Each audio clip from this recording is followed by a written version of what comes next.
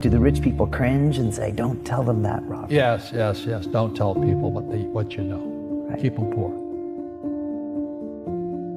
So my father was the head of education, PhD, all that stuff. I go home and ask him, said, why don't we learn about money in school? And he looked at me and says, because the government doesn't let us teach that subject. The government tells us what we can teach and what we can't teach. And I thought that was strange. And I said, but aren't we going to school to learn about money? He says, no, your job is to get a job. I said, but you get a job to earn money. He goes, no, you're supposed to just get a job. I went, no. Isn't the purpose of a job to earn money? He goes, you're correct. I said, so why don't I just learn about money? I can skip the job part, you know? And he got flustered and he said, if you want to learn about money, why don't you ask your best friend's father about money? And I said, why? That's Mike. So why ask him? He says, because Mike's father is an entrepreneur. And I said, what are you? He says, I'm an employee. I'm a government employee. I went, oh, what's the difference? He says, the difference is an entrepreneur must know about money, or they're no longer entrepreneurs. And he says an employee doesn't have to know anything about money, because the government will take care of them, the company will take care of them. So I'm all confused. But I took my dad's advice and I trundled over to Mike's father's office and knocked on his door and I said, hey, I'm here, 9 years old. Teach me about money. He says, beat it, kid, you know. But that's where the story of Rich Dad, Poor Dad started. And finally, through persistence, my rich dad started teaching me about money on one condition. And that condition was he would never pay me. He says, the moment I pay you, you think like an employee. He says, that's the trap. Entrepreneurs work for free. And now I'm 9 years old, my head's cracking in half. He says, you never want a paycheck. You understand that, kid? I said, okay, I got it. And he says, well, how do I make money? He says, that's what entrepreneurs figure out. It's like, so how do I learn about money?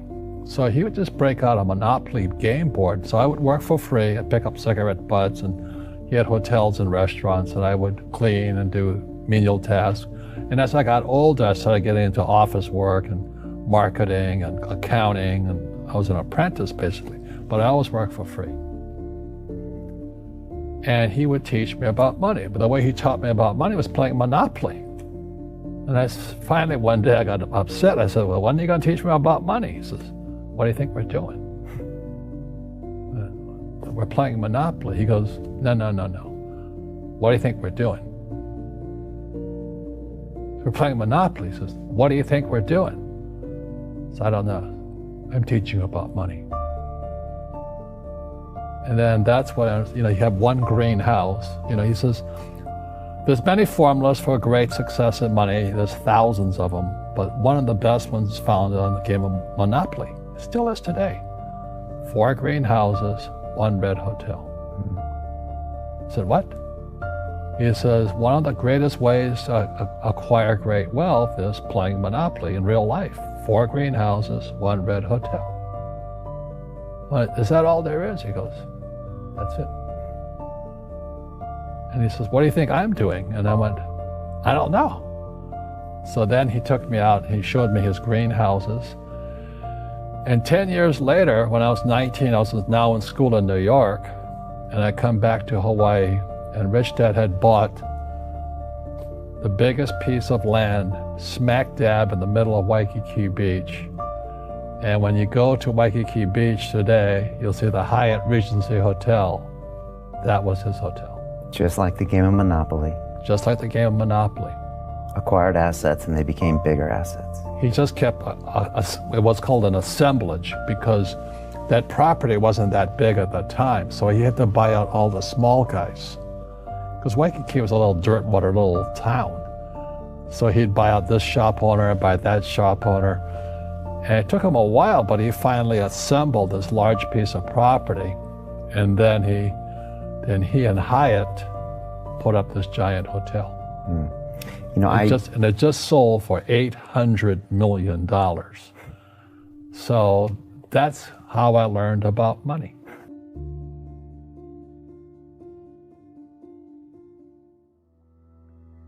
I've had financial crashes. I've had people stab me in the back, but they're all good because I grow from it. That's spirituality. Right. You know, people who are afraid of making mistakes like they teach in school, they don't ever grow. Because spirituality is there's good and there's bad, there's right and there's wrong, there's up and there's down. Most people only want to be right, they only want to be positive. Well, you can't have that. That's not reality. Well, I wasn't poor by most people's standards, but I came from a family with a poor attitude, if you know what I mean. Because rich, poor, middle class, poverty starts with a fundamental attitude. Poverty is passed on. It's taught in your families. And middle class is taught in families.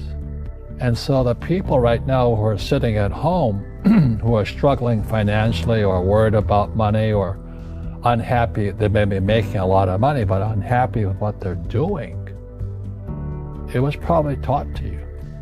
You know, your super ego was taught, get a job, work hard, or you'll never be rich, or the rich are evil, or whatever. The school system will never teach you about money. The school system was designed to teach you to be an employee, which is important, or a doctor or a lawyer, a specialist, but never about money. And what most people lack is real business knowledge, like accounting, you know, like debt, like taxes. You got to know that stuff, but they don't teach it in school to anybody. So, and then when people ask me, how did your rich dad learn this when your poor dad, a PhD, didn't? And the answer is very simply, my rich dad was my best friend's father. His father died when he was 13. So rich dad had this family business at 13 to run. So he had to drop out of school, which was his blessing. You know, there's blessings, and you know, sometimes a blessing doesn't look like a blessing, but it turned out to be a blessing. And then his teachers became his bookkeeper, his accountant, his attorney, his banker, his real estate agents. So he has what I call real teachers, not these fake teachers in school. You see, most teachers in school, they're out of ethics. They teach subjects they themselves don't practice. I asked the teacher, I said, you know, I'm in my third year of calculus now. It was called strength of materials. I said, am I ever going to use this stuff? He goes, no. You know, I said, why do you teach it? He says, because I get paid. I said, do you ever use it? He goes, no. And that's why, you know, you have to, in life, one of the things I suggest to people, you got to find a real teacher versus a fake teacher. And a fake teacher is somebody who doesn't do what they teach. And a real teacher is doing what they teach every day. So my accountants, my attorneys, they're in it every single day. And that's how I learn, because every day I'm solving problems in my business. So I have accountants and attorneys and bankers and all these people on speed dial because I'm solving problems with my team.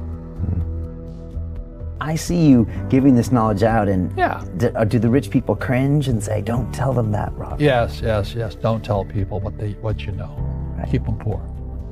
But, you know, unfortunately, the poor, as was in the Bible, I'm not real religious, the poor will always be amongst us because it starts up here. Right, it's that fear mentality. It's in their words, you know, and the words become flesh. Again, I'm not really religious. I flunked out of Sunday school also. But when they say I can't afford it or I can't do that, they go down. They become what they say. My PhD dad, he says, what do you think I am, made of money? I can't afford that. And my rich dad would say, that's why he's poor. Poor people say, I can't afford it, I can't do that, I don't have time. Because it's an escape. It's an escape. You know what I mean? It's easy to say, I can't afford it. And your rich dad used to say what instead of, I can't afford it? How can I afford it? How can I do that? You know, what would it take? Or why should I do that?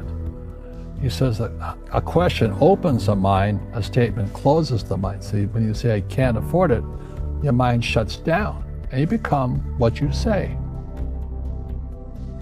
Rugby is a team sport, but so is soccer. The rules are different. And other people are golfers. They play by themselves. And so everybody's different. So my game financially is business, number one. Second is real estate. So what I say to young people is, you find your game.